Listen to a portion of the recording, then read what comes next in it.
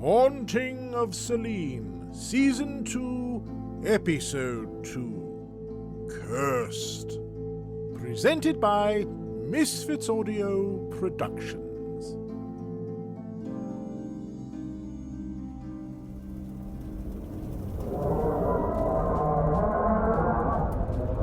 What was that? Don't panic yet. Maybe it's wind going through a narrow corridor. That's not the wind. Run! Should we make for the boiler room? This is a ship beyond my time. Perhaps there isn't one. This will not do at all. We cannot keep dashing through the night in this manner. We need a plan. Let's just pick the strongest door and try and barricade it. Agreed.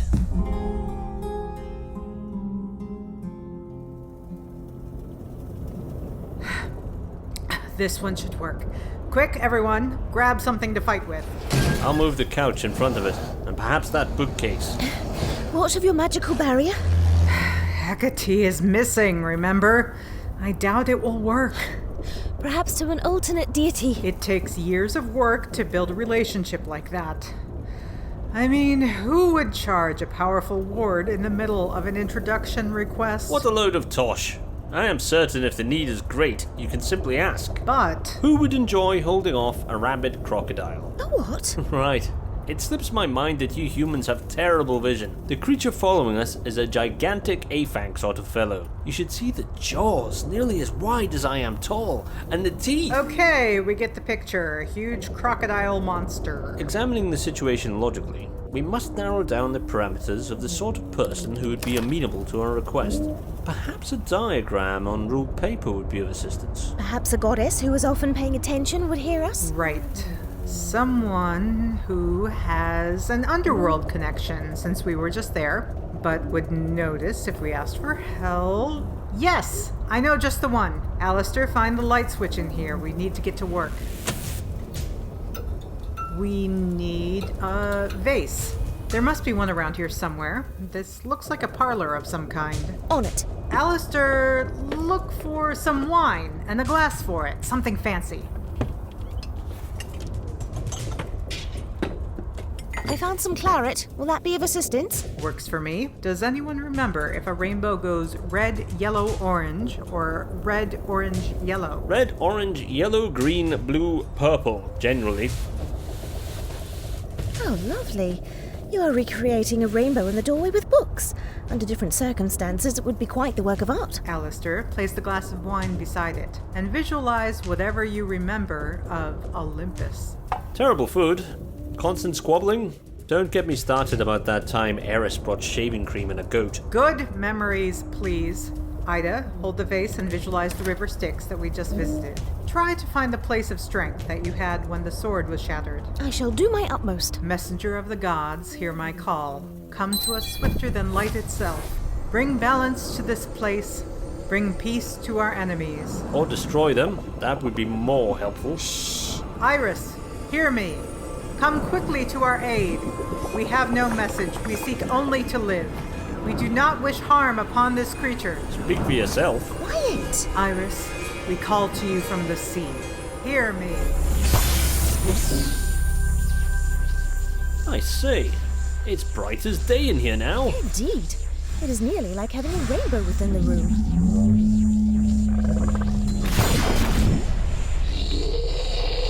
I can't believe that actually worked. Thank you, Iris. Alistair, can you reach the portal to see into the corridor?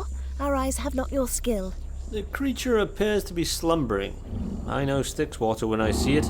That thing will be out for hours. We should destroy it. No! Do you not recall our last encounter with Scylla? Very well. Maybe at least restrain it? I'll look for some rope or chains if I can find them. And I shall examine the ship's charts to determine our position. If we are even on Earth, that is. Alistair, do you recognize that creature? Not particularly. Then again, I can barely remember what happened last century. Let me examine it for a moment. We should drag it under the light.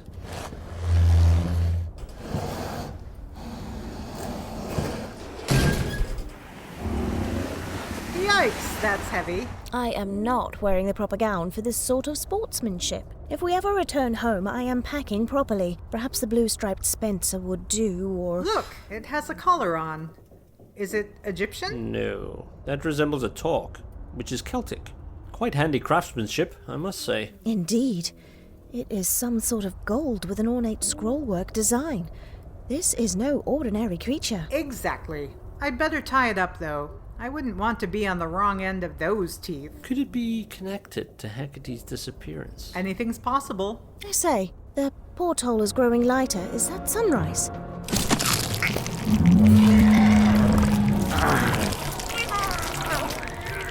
Oh my. That is certainly no longer a monster. He looks like Sean Bean. Who? Never mind. Sir, can you understand us? I am Miss Howard. You are on board the Selene. Aye. What place is this? Where is the forge? You are on board a ship, man. There is no blacksmith here. Who brought me? If I were to make a wild guess, Hades. Not again. Can't I have a moment's peace? You have been listening to Haunting of Selene, written by Alexa Chipman, post-production by Jake Lewsey, featuring the voice talent of Mark Kalita as Hades, Natalie Beran as Ida Howard, Marleigh Norton as Jennifer Wilson, David Maciver as Dr. Alistair Compton, and Gareth Bowley as Gofannon. Music by Kevin MacLeod. Sound design by the Sleepy Bones Detective Agency. Released under a Creative Commons No Derivatives license in 2022 from misfitsaudio.com.